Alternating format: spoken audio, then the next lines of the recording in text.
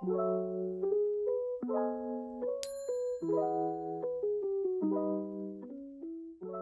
teman-teman, selamat datang di podcast kami yang berjudul Generasi Muda Menuju Masa Depan Dunia.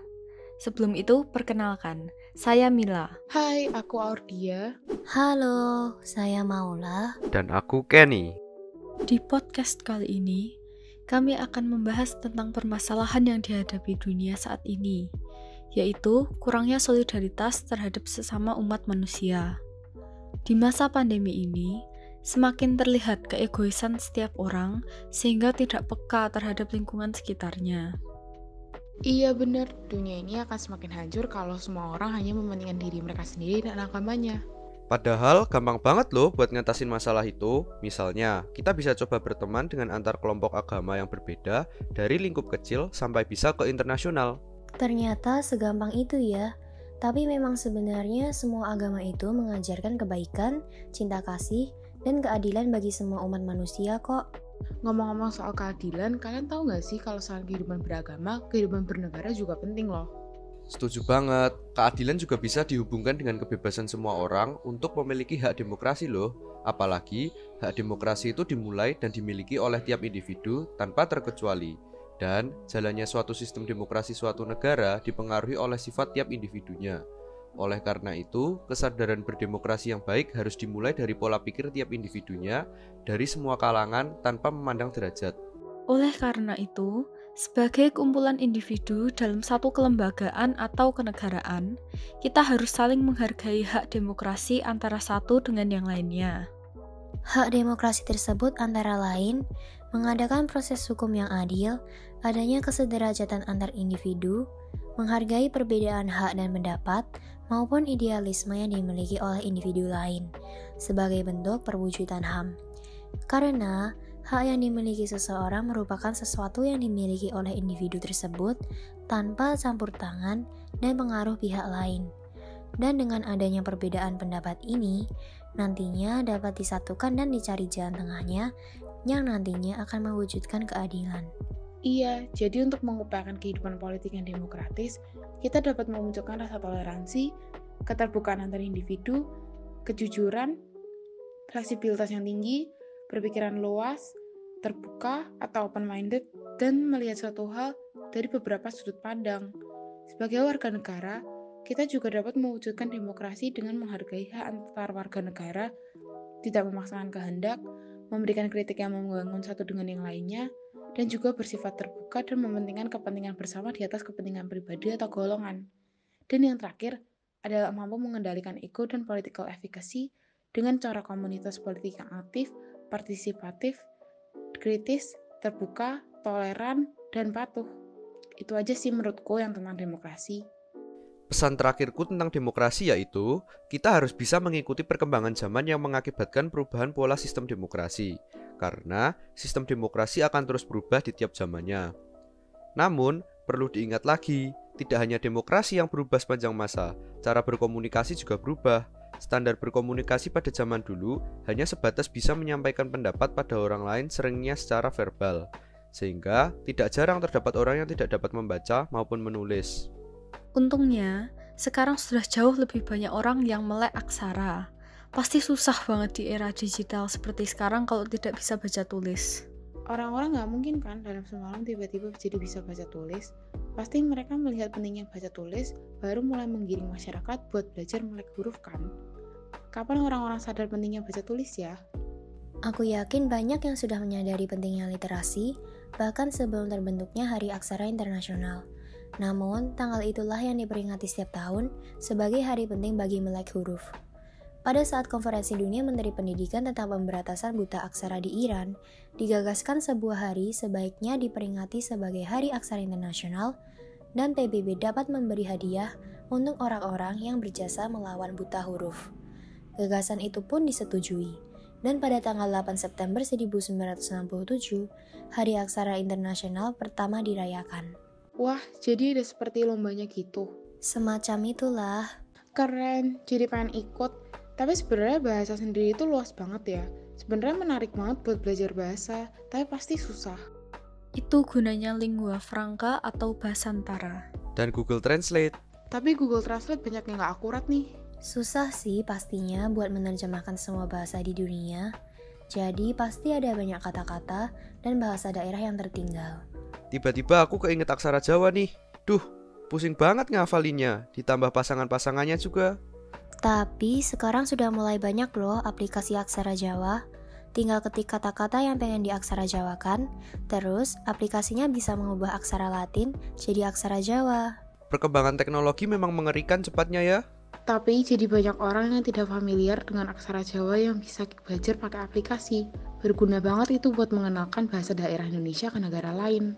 Ngomongin soal bahasa, kalian tahu nggak sih? Dulu pas masa penjajahan, Malang menggunakan bahasa rahasia loh. Jadi penjajah tidak bisa memahami apa yang mereka bahas. Namanya bahasa walikan. Wah, strateginya keren banget. Pejuang kemerdekaan, isinya orang hebat semua ya. Akhir-akhir ini, aku baca beberapa artikel mengenai pergerakan nasional. Aku kagum banget sama strategi perjuangan yang ditempuh oleh organisasi-organisasi pergerakan nasional. Oh, kalau nggak salah strategi perjuangannya ada yang radikal non-kooperatif sama moderat kooperatif itu ya? Iya, benar. Strategi radikal non-kooperatif itu merupakan perjuangan yang menggunakan cara keras dalam menentang kebijakan pemerintah kolonial Belanda. Non-kooperatif berarti tidak mau bekerja sama dengan pemerintah kolonial Belanda. Taktik non-kooperatif menekankan bahwa kemerdekaan harus dicapai sendiri oleh bangsa Indonesia, tanpa campur tangan atau bantuan pihak lain. Oh gitu. Kira-kira faktor-faktor yang memengaruhi apa saja ya? Setauku, timbulnya krisis ekonomi dunia yang terjadi setelah Perang Dunia I pada tahun 1914 sampai 1918 merupakan salah satu faktornya. Krisis ekonomi ini diawali dari tahun 1921, di mana terjadi krisis gula yang menghancurkan tatanan ekonomi dunia, terutama negara-negara di Eropa termasuk Belanda. Krisis ekonomi ini dijadikan peluang bagi organisasi-organisasi pergerakan untuk melakukan aksi politik sebagai bentuk perlawanan terhadap pemerintah Belanda dalam mewujudkan Indonesia merdeka. Organisasi-organisasi yang bersifat radikal non-kooperatif ada apa aja sih? Kalau itu ada Indische Partij, Partai Komunis Indonesia, Perhimpunan Indonesia, Partai Nasional Indonesia, Partai Indonesia, dan Pendidikan Nasional Indonesia Baru. Oh, itu aksi-aksi perjuangannya yang menggembleng semangat kebangsaan dan persatuan di masyarakat melalui rapat umum, surat kabar, menuntut pemerintah kolonial agar memberikan kebebasan bergerak kepada partai-partai, mengecam pemerintah kolonial yang melakukan tindakan sewenang-wenang, dan melakukan aksi pemogokan itu ya? Benar, kalau strategi pergerakan nasional bersifat moderat itu merupakan perjuangan yang dilakukan dengan menghindari tindakan kekerasan atau perilaku yang keras dan ekstrim. Taktik kooperatif artinya perjuangan yang dilakukan dengan cara bekerja sama dengan pemerintah kolonial Belanda untuk menghindari tindakan kekerasan yang dilakukan oleh pemerintah kolonial Belanda. Setauku faktor yang memengaruhi adalah pembatasan berserikat yang dilakukan oleh Belanda terhadap organisasi pergerakan nasional dan banyak tokoh pergerakan nasional yang ditangkap oleh Belanda, antara lain Soekarno, Gatot Mangkuprojo, Supridinoto, dan Maskun Sumadirjo. Organisasi-organisasi pergerakan yang menempuh strategi moderat kooperatif antara lain Budi Utomo, Parindra, Gerindo, dan GAPI. Oh gitu. Dari kedua strategi yang berbeda, apakah masih ada kesamaan dalam kedua strategi tersebut? Menurutku ada sih, persamaan strategi pergerakan yang radikal dengan moderat adalah sama-sama berjuang untuk kemerdekaan Indonesia secara nasional, berjuang melalui organisasi modern, dan juga dipimpin oleh tokoh agama, kaum terpelajar, tokoh pemuda, maupun tokoh-tokoh masyarakat. Iya, perjuangan masyarakat Indonesia pada masa penjajahan sangat menginspirasi ya. Perjuangan masyarakat Indonesia di masa sekarang juga gak kalah keren dong. Kemarin Olimpiade di Tokyo 2020, Indonesia meraih 5 medali loh, dengan rincian 1 medali emas, 1 medali perak, dan 3 medali perunggu. Masing-masing medali diperoleh dari cabur bulu tangkis dan angkat besi. Prestasi yang mengharumkan nama Indonesia juga termasuk perjuangan loh.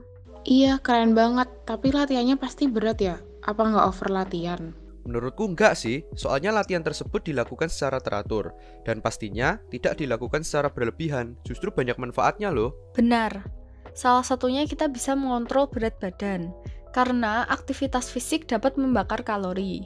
Makin tinggi intensitas aktivitas fisik, makin banyak kalori yang dibakar. Iya, banyak banget manfaatnya bagi tubuh.